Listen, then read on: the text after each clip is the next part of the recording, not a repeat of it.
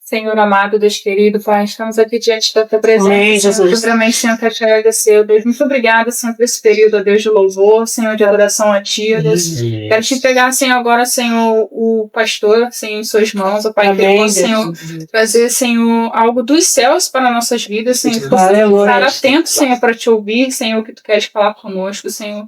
Coloque, Senhor, as Tuas palavras, Senhor, na boca dele, Senhor, não é ele que está falando, Senhor, mas é Tu, Senhor, que dá entendimento, sabedoria, Senhor, que ele possa, Senhor, passar tudo que ele quer, Senhor, com calmaria, entendimento, em nome de Jesus, ó Pai, que Tu possa tirar, Senhor, todo o nervosismo, Senhor, que ele possa, Senhor, ser usado por Ti, Senhor, nessa noite, ó Deus, em nome de Jesus, ó Pai. Amém. Amém, aleluia. Você seja uma pilha que me ergue até. Ih, caramba. Também? Paz do Senhor para os irmãos. Quero entrar na palavra, fazer algumas considerações em relação até mesmo sobre o que trazendo o culto aí, o louvor. Nós somos provados a todo tempo, a todo instante, né? Eu quero até, não sei se a Heloísa vai ficar chateada comigo, que eu vou falar. A Heloísa está se tornando um polvo. Polvo, sabe o que é polvo, né? Aquele bicho da água que vai com várias mãos. Ela está se virando, ela está sobrevivendo, Deus está dando estrutura para ela, Deus está dando condições para ela, coisa que talvez ela nem imaginava, né? Pessoa que talvez, né, quando hoje ela está divorciada e todo mundo sabe, não é segredo para ninguém. Talvez quando ela estava casada, Márcio, fulano, tem que trocar o disjuntor. Hoje não, hoje ela sabe que ela tem que botar a mão na massa, confiar no Senhor, depender do Senhor. Isso é algo tremendo.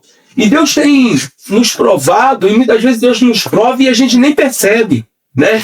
A gente nem percebe. Eu estava vendo aqui o andar do culto, algo assim, tão simples que como que era o culto lá em Atos dos Apóstolos? Eles diziam que um trazia um salmo, outro trazia um cântico, outro um testemunho, uma palavra ali, uma palavra aqui. E aqui a gente tem essa liberdade, ainda mais, o Augusto falou, bem juntinho, né? A pessoa, se falar alguma coisa ali, a gente já está entendendo. O culto é isso. Talvez Deus nos tirou de lá antes do salão ficar pronto para nos trazer de volta à origem, de volta ao passado e mostrar, olha, é isso que vocês têm que continuar. Mesmo num salão novo, mesmo com um salão bonito, mesmo com um salão grande, mesmo com cadeira confortável, não perca essa essência. Amém, aleluia. É isso que Deus está trazendo para nós. Mas, infelizmente, Deus nos prova, muitas vezes prova, e as pessoas não entendem que está sendo provado por Deus. Né? João 3,16 diz que Deus amou o mundo de tal maneira que deu o seu Filho unigênito para todo aquele que nele crê não pereça, mas tenha vida eterna. Jesus, dessa vez, essa primeira vez que Jesus veio na Terra, ele veio para salvar, ele veio para amar. Mas na próxima vez que ele voltar, ele vai voltar para julgar. E nós vamos ser julgados segundo aquilo que a gente está fazendo. Se a gente ama muito, se a gente se dedica muito, a gente vai ser julgado. Ele falou, aqueles que, quem é meu discípulo, esse me ama. Esse obedece às minhas palavras. Amém. Então a gente precisa entender que não é por causa... Quem já imaginou, se Jesus falasse conosco, se o culto fosse bom, somente se tivesse todos os irmãos aqui, nós poderíamos ir embora para casa. Entendeu? Poderíamos ir embora para casa. Mas Deus sabe. Deus sabe, olha. O sacrifício dessa meia dúzia vale pelo sacrifício de 100. Entendeu? Pelas falhas de 100. Sacrifício de meia dúzia vale pela falha de 100 pessoas. Tá entendendo? Então, é o nosso sacrifício, é a nossa vida, é a nossa condição, aquilo que a gente mostra para Deus. A palavra que eu quero trazer está lá em Filipenses. Em Filipenses 3:8, né? O que é ser um discípulo? Eu anotei algumas coisinhas aqui. O que é ser um discípulo? Jesus nos responde esta pergunta lá em Mateus. 10:25. Basta ao discípulo ser como seu mestre. Então o discípulo é aquele que deseja ser igual a Jesus. Amém? Amém. Então quem é discípulo deseja ser igual a Jesus. Quem é discípulo de Cristo deseja ser igual a ele.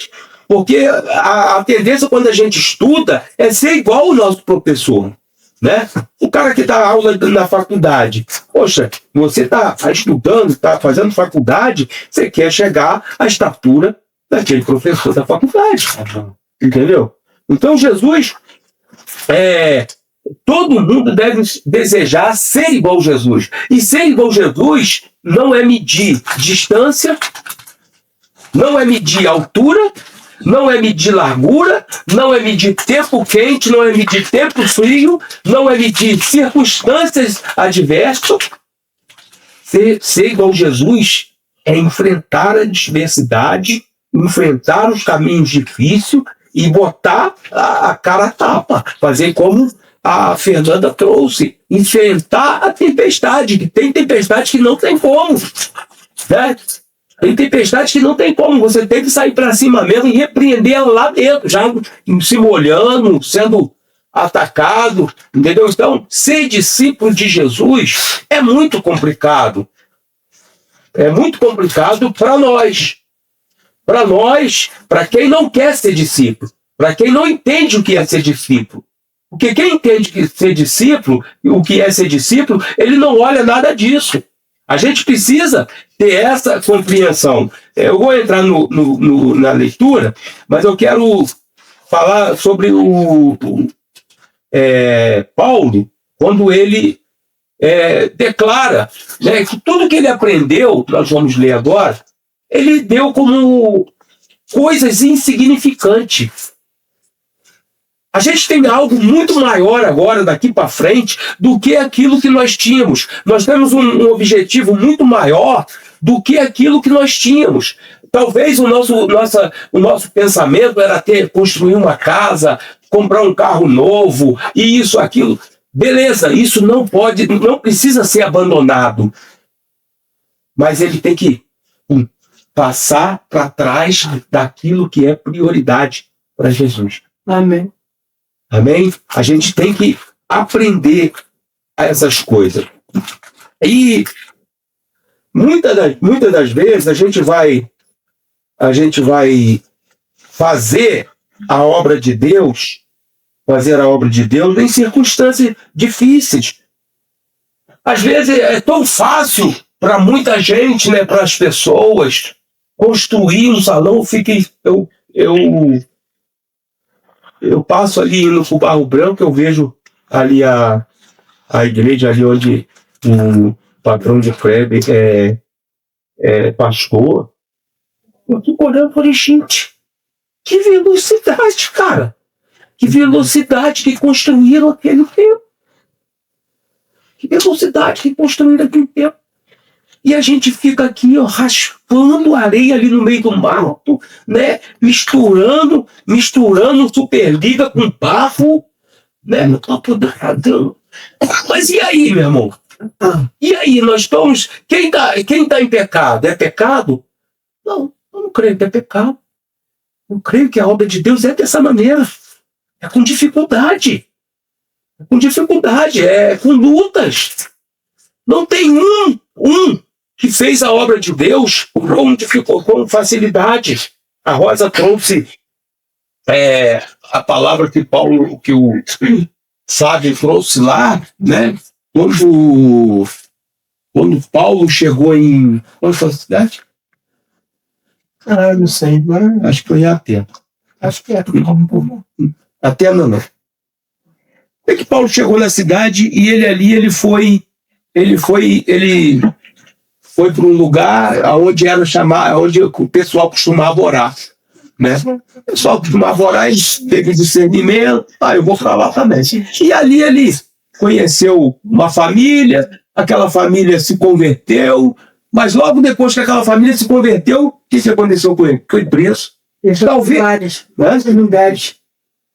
Troade, Neópolis, Filadélfia, Macedônia. Então, aí ele chegou ali, ele fez a obra, né? Ele deve ter falado assim: eita glória, hein? Uma família inteira se converteu, a gente já tem uma base, a gente já vai começar a pregar a palavra e as coisas já vão melhorar.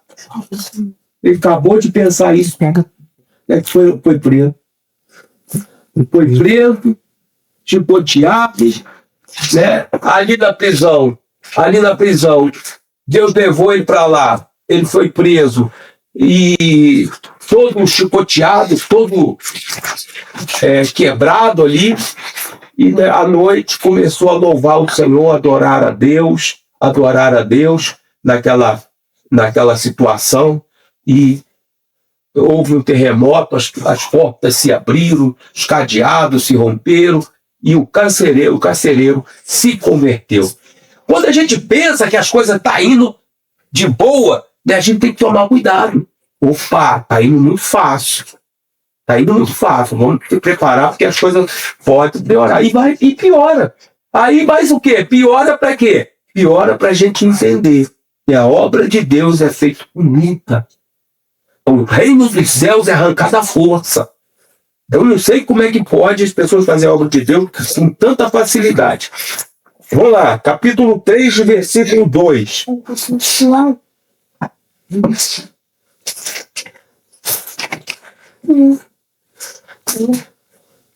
Acautelai-vos dos cães, acautelai-vos dos maus obreiros, acautelai-vos da falsa circuncisão. Porque nós é que somos a circuncisão. Nós que adoramos a Deus no Espírito e nos gloriamos em Cristo Jesus e não confiamos na carne. Paulo está dizendo aqui, olha, cuidado com as pessoas. Cuidado, acautelai naquelas pessoas que não têm amor, não têm apreço pela palavra, aquelas pessoas que confiam na carne. O que é confiar na carne? É confiar no dinheiro, é confiar na força. Entendeu? Porque o dia que faltar o dinheiro para essa gente, falta tudo. Né? Aí aqui ele está falando de circuncisão, porque a pessoa batia no peito, eu sou circuncidado. E nós somos a própria circuncisão do Senhor. Nós somos circuncidados pelo sangue de Jesus. O sangue de Jesus nos circuncidou. O sangue de Jesus nos liberta de todo pecado. Então nós temos que confiar em quem? Em Cristo, não na circuncisão da carne. É o que ele está dizendo. Olha, as pessoas batem no peito, os judeus batem no peito, eu sou circuncidado, tenho 18 anos, eu sou isso, sou aquilo. Outro bate no peito, eu sou pastor há 30 anos, 40 anos, mas nunca foi na casa do membro. Nunca foi visitar um membro. Nunca sabe qual é a idade do membro, não sabe qual o dia que faz aniversário, não sabe se tem comida para comer, não sabe o que fazer, não sabe o endereço do membro. Mas é pastor há 30 anos. Agora, um pastor 30 anos e não saber onde mora o membro, nem saber nada do membro, isso para mim, é confiar na carne. Porque quem ama, cuida. Amém? Amém. 4. Bem que eu, aí é Paulo dizendo, bem que eu poderia confiar também na carne. Se qualquer outro pensa que pode confiar na carne, eu ainda mais. Porque ele foi circuncidado. Né? Circuncidado aos 8 anos aos 8 dias da linhagem de Israel, da tribo de Benjamim, hebreu de hebreu, quanto à lei fariseu. Então ele quer dizer assim, olha, se é para confiar na carne, se é para confiar na circuncisão, eu também posso. Mas o que ele quer dizer aqui, mas eu não confio nisso.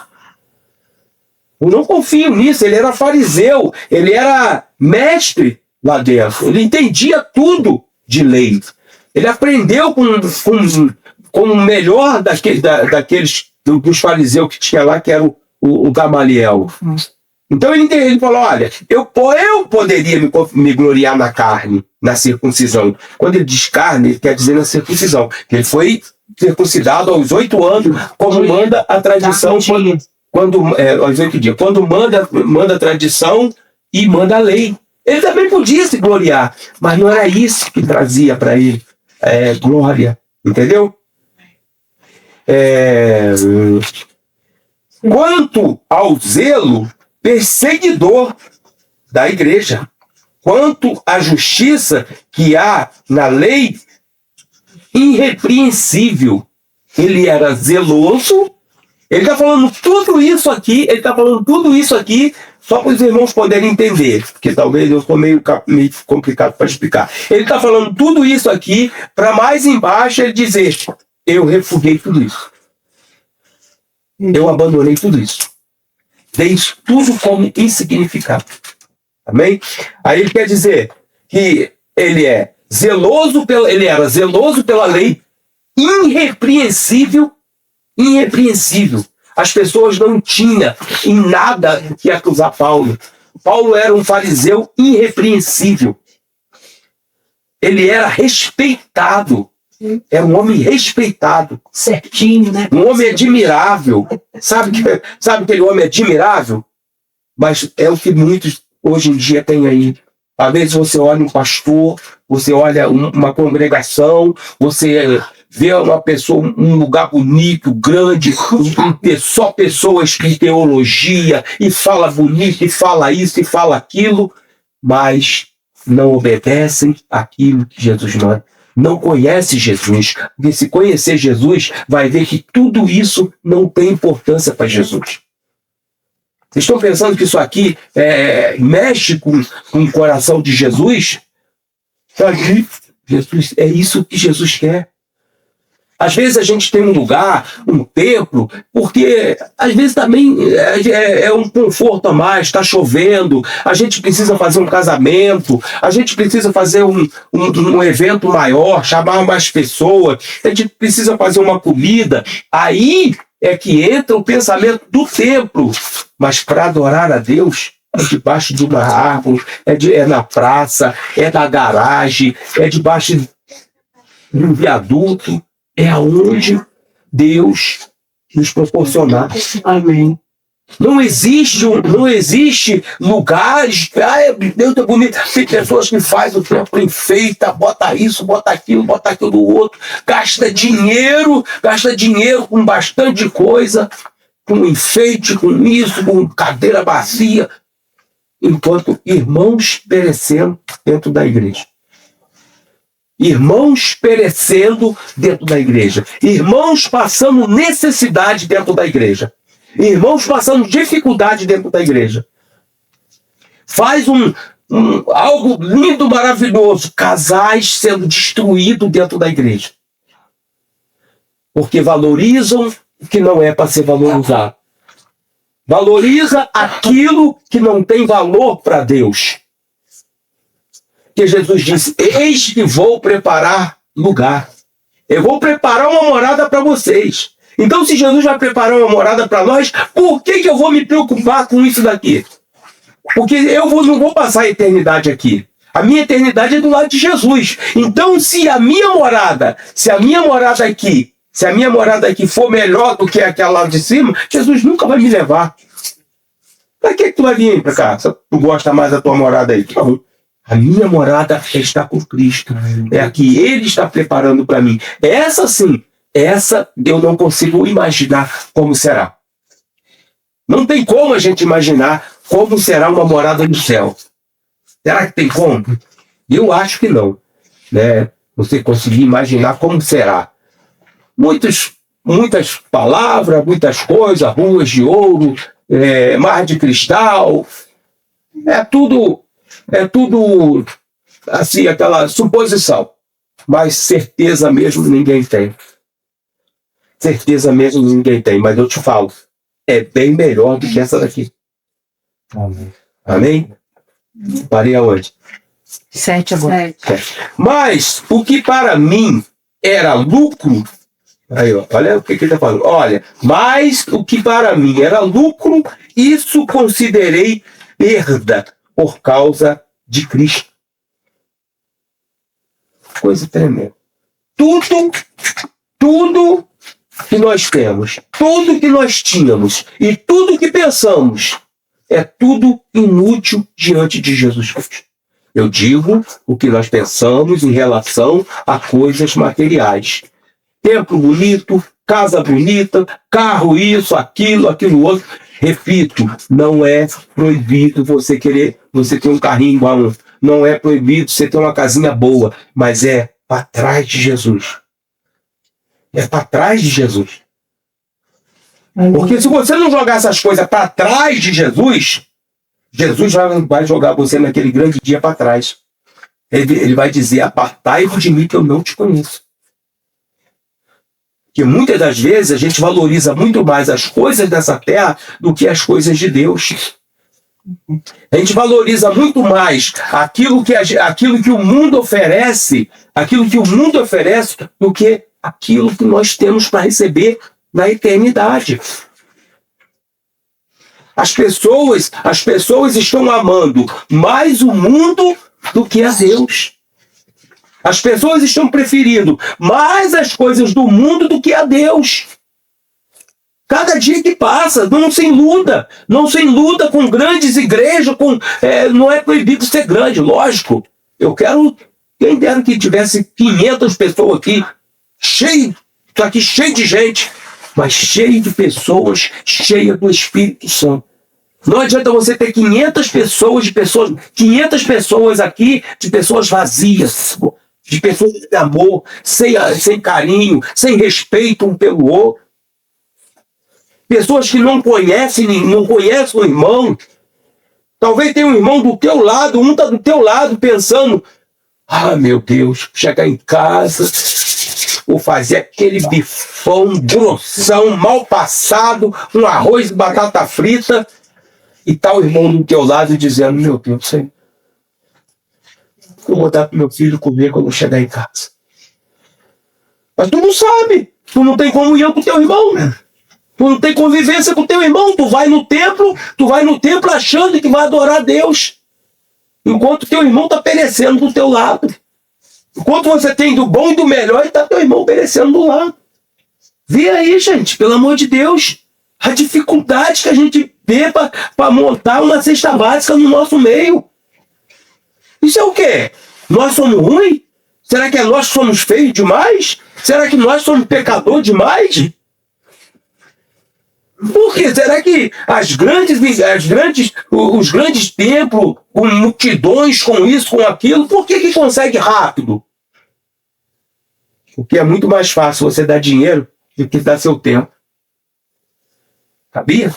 Tem pessoas que preferem dar dinheiro, tipo prefeito, vereadores. Essas pessoas vão só por ir, rapaz, tentando enganar, achando que vai comprar salvação. Porque salvação não se compra, rapaz. Salvação é de graça. É pela graça, tá? Salvação não se compra. Aí as pessoas vão para esse templo, para os templos, grande, bonito. Repito, não é proibido, gente. O que é proibido é ensinar errado. O que é proibido é andar em caminhos errados. Porque a Bíblia fala lá em Atos que a igreja crescia em números e eles eram unânimes. Aleluia. 2-3 mil pessoas, mas unânimes. Vendiam as coisas, dividiam, procurava quem tinha necessidade para poder ajudar. Então, a multidão, quantidade não é desculpa para não ajudar o próximo. Não é desculpa para ter comunhão com o próximo. Entendeu? Agora, as pessoas não pensam nisso. As pessoas não é ensinado do jeito que for. Porque eu duvido que se for ensinado do jeito que Jesus ensina, duvido que não fica. Se for, entendeu? Se tiver de fazer o que Jesus... Não, a pessoa vai lá, senta, dá um bom dízimo, dá uma boa oferta. Eu preciso de 200 pessoas aí que me ajude com R$1.000. 30 pessoas que me ajude com R$1.000 aí. Eu faço, cara, eu vou dar. A pessoa dá, não é porque a pessoa dá, não é porque a pessoa é bonzinha. Ela dá porque ela acha que ela vai, com aquele dinheiro, ela vai se aproximar mais de Deus. Mas naquele grande dia, ele vai ouvir isso. Apartai-vos de mim, que eu não te conheço. Amém? 8, né? Sim, diversas, considero tudo como perda por causa da sublimidade do conhecimento de Cristo Jesus, meu Senhor, por amor do qual perdi todas as coisas e as considero como refúgio para ganhar a Cristo. Ele perdeu tudo. Às vezes a gente acha que Paulo era um mendigo, um pobre coitado. Não, Paulo tinha dinheiro, tá? Ele era fazedor de tenda, ele vivia lá dentro da sociedade, ele tinha dinheiro, ele perdeu tudo. Quando Paulo se converteu, ele não voltou mais para o templo. Ele não voltou mais. Ele dali já saiu ali com Ananias. Foi Ananias? Quem foi lá orar por ele? Ananias. Quando ele saiu dali, ele já saiu pregando. Ele não voltou mais para aquela vida dele. Ele deixou tudo para lá. Será que nós estamos dispostos a largar tudo para seguir Jesus? Será que nós somos realmente? Será que realmente nós temos pensado nisso? Às vezes tem que abandonar os nossos sonhos, às vezes tem que largar uma viagem para uma praia, para ir lá para Friburgo, ficar igual pinguim lá congelado. Será que eu estou disposto a isso? Aí eu anotei aqui alguma coisinha. O tamanho do nosso amor, presta atenção, gente. O tamanho do nosso amor a Deus é medido pelo tanto que somos capazes de nos sacrificar por Ele. Tanto, né? O nosso amor por Deus é medido pelo tanto que nós sacrificamos por Ele. Eu tenho certeza absoluta que amor de mãe e amor de pai é tremendo. Né? Seu filho estiver doente, o Cleber sabe disso, a Milena sabe disso. Isso é amor. Isso é amor. Ah, pastor, eu tenho que levar o Beto, não sei o quê. Mas, minha irmã, hoje é o casamento de fulano. Minha irmã, pelo amor de Deus, né? Nem me faça isso, né? Não me faça isso. Eu largar o meu filho ardendo em febre, eu largar o meu filho passando mal para ir no casamento. Esse é o amor de Jesus. Esse é o amor de Jesus. O amor de Jesus é aquele amor que ele deixava de descansar para ir pregar a palavra.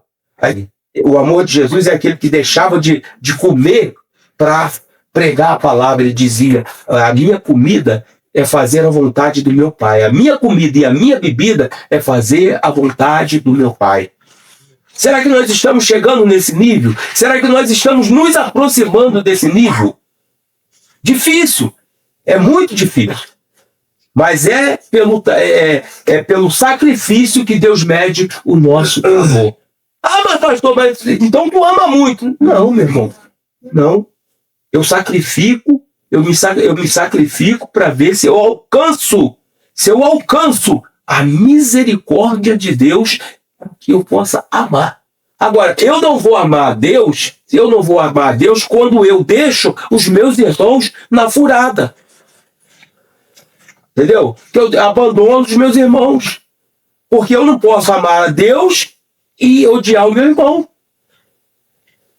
Porque ninguém pode amar a Deus que não vê e dizer que ama a Deus que não vê e odiar o seu irmão quem vê. Então a gente precisa entender tudo aquilo que nós tínhamos da vida, os nossos pensamentos têm que ficar para trás daquilo que é de Jesus. As coisas de Deus, ela é inegociável. Amém. Agora, é difícil falar isso. Por quê? Eu não sou pai. Mesmo sendo pai, a Lívia é minha filha, a Ingrid, o Fabimar, o Lucas. Mesmo eu sendo pai, eu também não posso exigir deles isso. Eu não posso exigir, assim como eu não posso exigir de vocês. Mas me foi dado uma missão. Me foi dado uma missão de transmitir a vocês como devemos ser discípulos. Amém. O ser discípulo é alcançar, chegar à estatura do mestre. E quando chegamos à estatura do mestre, temos que fazer aquilo que o mestre sempre fez. E o que Jesus fez? Andando, curando, libertando pessoas de demônio, de espírito maligno, dormindo em monte, talvez 2, 3 dias sem tomar banho. As pessoas falam de pastor, todo mundo quer ser pastor. Todo mundo quer ser pastor. Às vezes eu estou na rua, todo, que nem hoje, né? Lá fora, de bota, todo sujo de massa, roupa cheia de massa, lá levar a rosa lá. Aí passa o irmão para... Ô, pastor! Aí eu fico olhando para mim assim, meu Deus do céu. Poxa, aí passa por outro pastor, o cara ligadinho, limpinho. Eu falo, Jesus, que coisa é essa, meu Senhor? Aí passo por outro, tá limpinho. Não quer dizer que eu não posso andar assim também. Mas nem sempre, né? Às vezes eu estou lidando com a massa, chapando massa. Eu não vivo da obra, eu trabalho. Eu tenho meu sustento. Eu estou no serviço, eu tenho que ir ali na rua, eu vou, cara.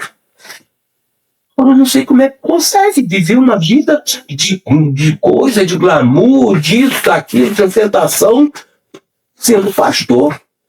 Porque, na verdade,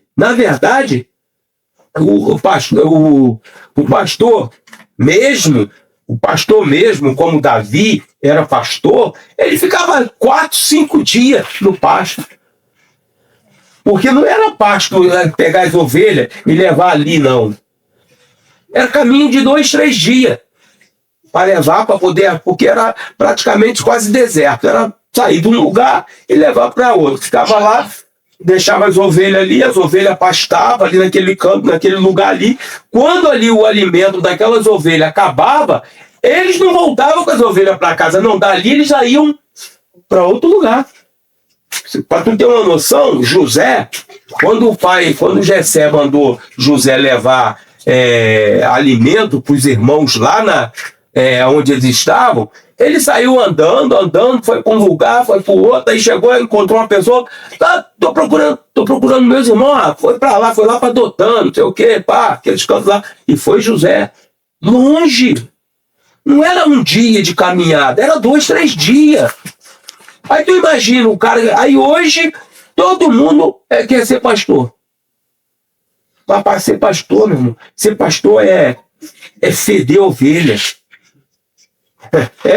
Ser pastor é feder ovelha. Ser pastor é arrancar pelo de ovelha do nariz, da boca. Ser pastor é isso. Ser pastor é abrir ferida de ovelha, é raspar ferida de ovelha.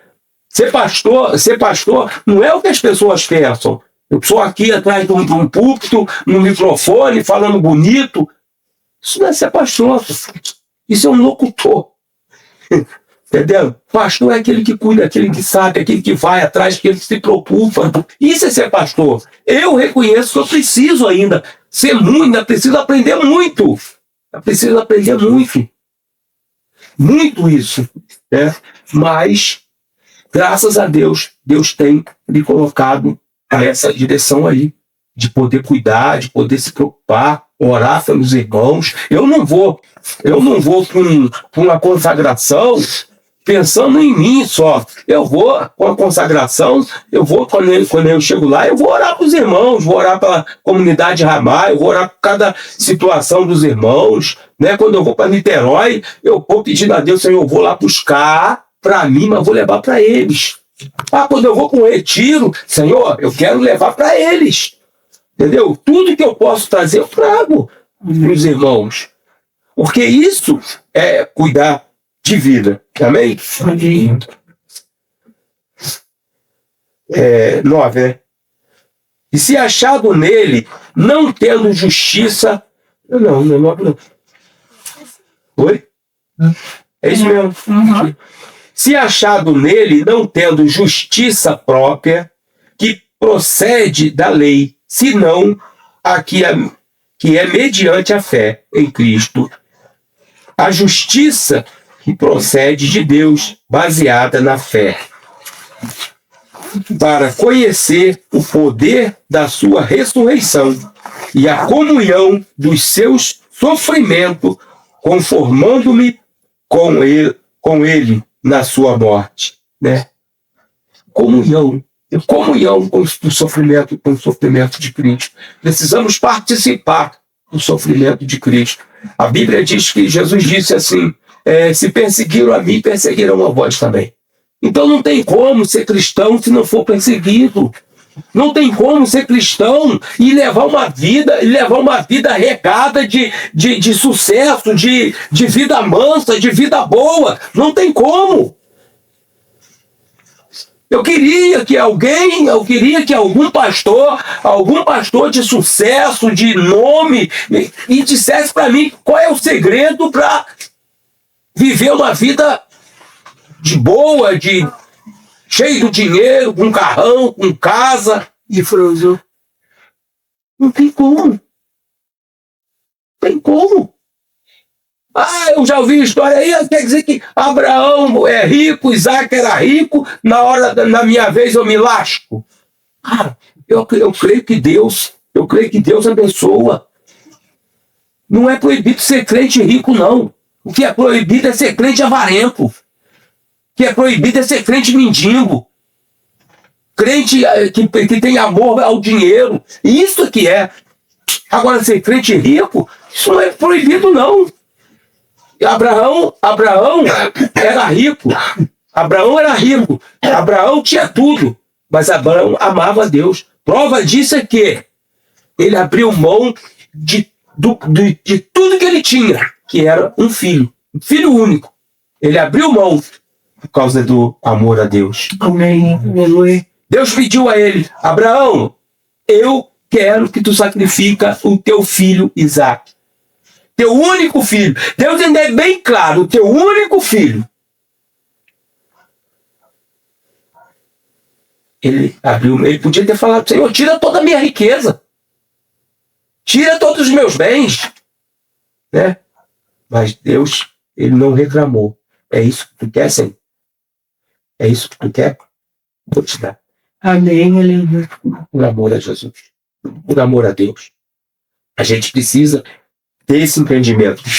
Como nós vamos viver uma vida com Cristo, mas também uma vida grudada ao mundo. A Bíblia diz o seguinte: se tu quer ser amigo de Deus, se constitui inimigo do mundo. Amém. Se tu quer ser amigo do mundo, se constitui inimigos de Deus. Não tem como servir a dois senhores. Não tem como servir a Deus e servir o mundo. Não tem como servir a Deus e os nossos caprichos. Não tem como servir a Deus e as nossas vontades. Não vivo mais eu, mas Cristo vive em mim. Amém. É isso que tem que ser entendido. E eu acho engraçado que a palavra diz que aquele que quer salvar a sua vida, perdê-la-á. Gente, eu não perdi nada.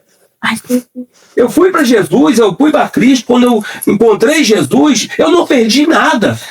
Pelo contrário, eu só perdi depois que eu abandonei Jesus, que eu fiquei um tempo afastado de Jesus. Aí eu perdi. Eu perdi a comunhão com Cristo, eu perdi a segurança, eu perdi a certeza da salvação, eu perdi o bem-estar da minha família. Eu só perdi. Ninguém perde nada com Cristo. Jesus disse isso, mas ninguém perde nada. Você não tem nada a perder com Jesus. Porque ele disse o seguinte também: ninguém que larga tudo por amor de mim não receberá ainda nessa vida 100 vezes mais. E além disso, a vida eterna. Aleluia. Glória a Deus. Deus é poderoso. Deus é poderoso para suprir todas as nossas necessidades. Eu me lembro que eu no barraquinho que a gente morava lá, na Praia da Ponte. Depois, o Nordeste namorou num melhorzinho ainda, assim que eles foram pra lá. E acho que tinha 2 cômodos, né, João? Tinha 2 cômodos. Era melhorzinho. Mas depois eu e a Rosa fomos morar do lado, no mesmo terreno. Sabe, um negócio pior do que essa garagem aqui. Pior do que essa garagem, cheio de buraco. Cheio de buraco. E hoje, talvez eu possa me orgulhar dessa casa. Mas eu tenho que me orgulhar mesmo. Porque em vista do que eu passei na vida, do que eu vivi na vida, do que a minha força conseguiu alcançar, isso aqui é um palácio, gente. Isso é um palácio. Sabe? Isso é algo, para mim, além daquilo que as minhas forças poderiam conseguir. E é proibido isso? Não. Foi Deus que me deu. Mas eu não coloco isso aqui como prioridade. Eu não coloco o meu carro como prioridade. Entendeu? Eu não coloco o meu trabalho como prioridade. Eu não coloco as coisas que eu tenho como prioridade. Eu não coloco o tempo como prioridade. Eu não coloco churrasco como prioridade. A minha prioridade é Jesus. Ainda que eu seja falha, ainda que eu falhe, ainda que eu erro, que eu sou pecador, mas a minha prioridade é Jesus. O que eu puder fazer, eu vou fazer. O que eu puder fazer, eu vou fazer. Não vou negociar. Não quero negociar as coisas de Cristo. Entendeu? É inegociável. É uma pérola preciosa que você acha e você tem que guardar, meu irmão. Cristo é a pedra preciosa. Amém. Cristo é aquela pedra que aquele homem achou lá no campo, vendeu tudo que tinha e comprou aquele campo por causa daquela pedra. Amém. Já imaginou o cara achar uma pedra e olhar e falar assim, o cara devia ser podre de rico, o cara devia ser cheio da grana. Não, eu vou vender tudo e vou comprar este campo só por causa dessa pedra. Mas não é só por causa de uma pedra, é a pedra preciosa. Aleluia. É a pedra que muitos construtores estão rejeitando aí fora. Muitas pessoas estão desvalorizando aí fora. E nós vamos nessa? Nós vamos desvalorizar aquilo que é de Cristo? Vamos desvalorizar aquilo que Deus tem nos dado para valorizar o que o mundo nos oferece? O mundo nos oferece beleza, grandeza. Isso é o que o diabo está querendo fazer. Só que o problema todo agora, é que o diabo não está agindo somente no mundo. Ele está pegando o mundo e está trazendo para dentro da igreja. E as pessoas não estão nem percebendo. Em vez dele agir lá no mundo, não, ele está pegando o mundo e está trazendo para dentro da igreja. Eu costumo dizer o seguinte, cada dia que passa, é mais difícil uma mulher comprar uma roupa decente para se vestir. Cada dia que passa. Então ele está obrigando os crentes, a se compactuar com o mundo. Ele está obrigando os crentes a ter participação no mundo. E dessa forma, levar o mundo para dentro da igreja. As pessoas não tem jeito, a pessoa vai na loja, chega lá e quer comprar uma roupa decente. Não tem. Só tem essas calças aí de coisa para lá, para cá, esse negócio disso, daquilo, entendeu? Tudo apertado, tudo esmagando, tudo apertando. É esse jeito. E por outro lado, até os homens. Tá vendo essas calças apertadinhas, aquelas coisas toda justinha, se adequando ao mundo. Aí o que o diabo está fazendo? Não, se eu não levo a igreja para o mundo, eu trago o mundo para dentro da igreja. Aí o que a gente tem que fazer? A gente vai se sujeitar a isso? Não, tem que dar nosso jeito. Tem que fazer igual Daniel. Olha, eu não vou comer essas iguarias, não. Eu não vou me contaminar. Tem que dar nosso jeito, procurar, andar para lá, para cá, compra duas calças, e emenda, faz uma só. Entendeu? Tem que ser, meu irmão. Porque daí não, daqui a pouco tu tá trazendo, a igreja, o mundo tá dentro da igreja, como já tá indo. E as pessoas não estão nem percebendo. Entendeu? Por quê? O diabo está cercando a gente de tudo quanto é canto. Amém? Amém. Essa é a palavra que eu tenho para os irmãos. Não sei se eu consegui passar direito para os irmãos, mas nós precisamos dar prioridade às coisas de Deus, né? Tudo nosso, não é, eu repito, casa, carro, tudo isso é bom. Eu vim até falando, a gente veio até falando lá quando eu cheguei em Petrópolis, eu deixei meu carro em Petrópolis e fui com o pastor Luiz. Aí quando eu cheguei em Petrópolis, falei, poxa, que bênção, né?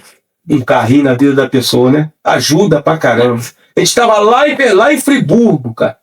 Daqui dentro, do nada, no estalar de Deus, já estava lá em Petrópolis. Daqui a pouco, pum, peguei meu carro, entrei, pum, e ele já estava entrando aqui na garagem. Que bênção, cara. Que maravilha. Mas não é prioridade. Que bênção um celular, um WhatsApp, né? A gente faz a leitura aí, aos domingos, faz a leitura online. Que bênção, mas não é prioridade. Né? Você poder falar com uma pessoa, igual eu falo com os irmãos lá do sul, entendeu? Outros irmãos de longe, né? Eu me comunico com eles, que bênção. Mas não é prioridade, meu irmão. A prioridade aqui é obedecer Jesus. A prioridade aqui é fazer a vontade de Cristo. A prioridade aqui é chegar à estatura de Jesus Cristo. A prioridade é ser como Cristo, ser um bom imitador de Jesus. O pastor Fábio, ele falou uma coisa, ele disse assim, o Sandro lá perguntou, falou, pastor, que bênção, né? Pastor Nilson não tem tanta leitura, não sei o quê, mas que bênção, que palavra, a palavra dele, não sei o quê. Aí ele falou, meu irmão, eu sei o segredo do pastor Nilson. Ele é um bom copiador, ele é um bom imitador, ele é imitador de Cristo. Entendeu? Ele ouve e pratica, ele ouve e transmite. Esse é o segredo, meu irmão. É você ouvir, entender, compreender e compartilhar. Entendeu? Se a gente for olhar na Bíblia, Pedro, Paulo, esses caras eram tudo iletrado. Não eram pessoas que tinham estudo, que sabiam ler, até mesmo que naquela época eram poucas pessoas. Não, Paulo não. Eu falei Paulo, né? Pedro, entendeu? Esses pescadores, isso era muito difícil. Paulo não, Paulo estudou. Paulo era fariseu, bem sucedido, inteligente, culto, entendeu? Mas, se a gente for reparar direitinho, a maioria dos discípulos de Jesus, que caminhou com Jesus, é tudo pessoas iletradas, quase todos eles iletrados, até mesmo porque naquela época era difícil. Poucos sabiam ler, né? A gente nem sabe Jesus, eu não sei como Jesus aprendeu a ler e escrever, né? Eu não sei, mas, amém. Eu também não sei como é que eu aprendi direito, mas eu aprendendo até agora, mas que verso. Então, a gente precisa dar prioridade, não negociar as coisas do Senhor. Amém? Amém.